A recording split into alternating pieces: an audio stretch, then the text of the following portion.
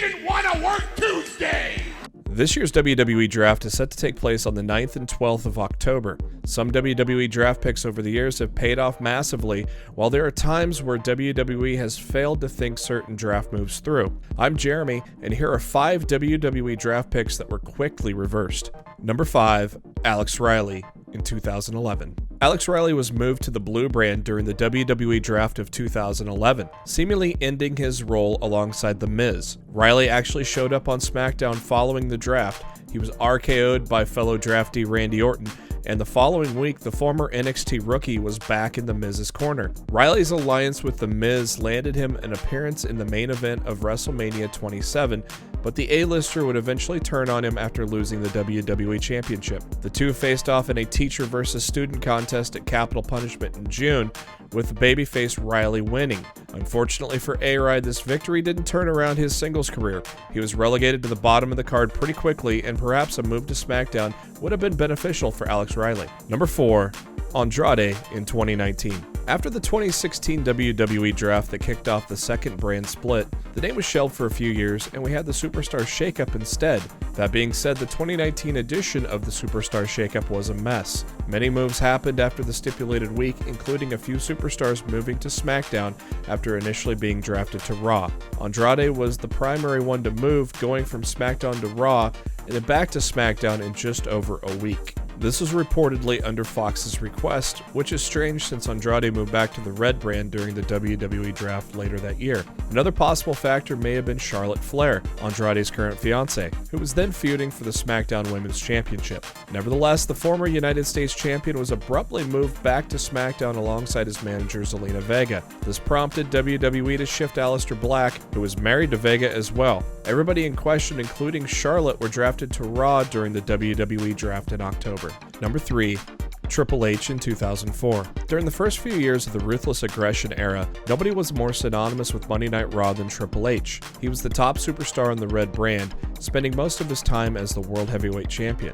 That is why it came as a massive shock when the game was drafted to SmackDown in the WWE Draft of 2004. Triple H even faced Eddie Guerrero for the WWE Championship that very night, with the match ending in a no contest. However, he would not remain on the blue brand for long. In fact, Triple H didn't even appear on SmackDown before being traded back to Monday nights. Vince McMahon made the decision to send the game back to Raw after realizing the lack of established stars on the show. In a post-WWE Draft trade, Triple H was replaced on SmackDown with Booker T and the Dudley Boys. Remember Paul Heyman claiming that JBL won the WWE Championship because Triple H didn't want to work Tuesdays? Number 2, John Cena in 2011.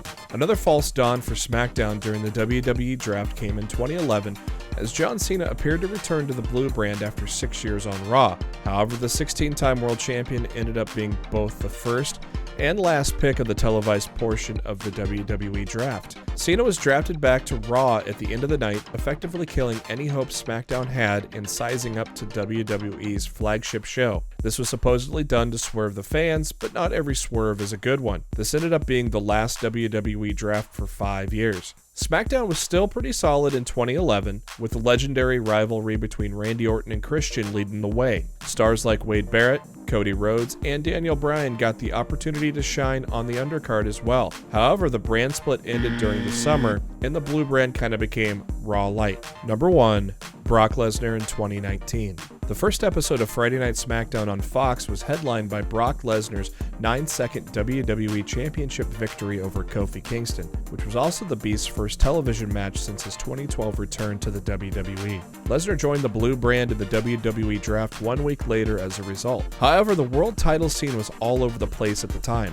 Lesnar was set to face Cain Velasquez at Crown Jewel, with Raw's Rey Mysterio being his primary rival. Meanwhile, Raw's Universal Champion Seth Rollins was feuding with the Fiend Bray Wyatt, despite the two of them being separated by the WWE Draft. The Fiend won the Universal title at Crown Jewel, meaning SmackDown had both world champions. This was rectified one night later as Lesnar proceeded to quit the show and join Raw so he could get his hands on Rey Mysterio. It was a creative way to switch the WWE and Universal Championships around, but it was surprising considering the star power Brock Lesnar brought to Fox. His time as a SmackDown superstar following the 2019 WWE Draft lasted less than a month. And that is our list for today. Was there anything we missed?